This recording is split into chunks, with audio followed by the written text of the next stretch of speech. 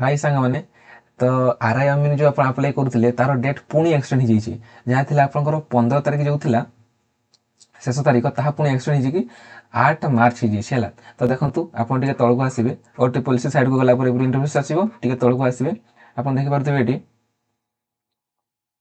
ये जो लिखाई आप 21 फेब्रुआरी गोटे नोटिफिकेशन आसी देखिपे यहाँ है नोटिफिकेशन उपर आप क्लिक करेंगे है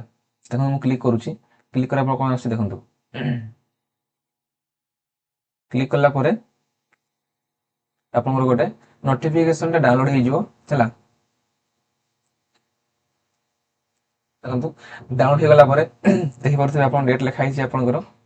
21 फेब्रुआरी 2026 है आज नोटिसटा है टिके तौक आप आसवे देखो टिके तौक आसला देखिपे आपंकर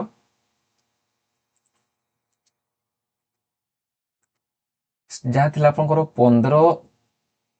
देखो जहाँ थी आप 15/2/26 एक्सटेंड हो पुणी होगा 6/3/2026 जहाँ थी आपंकर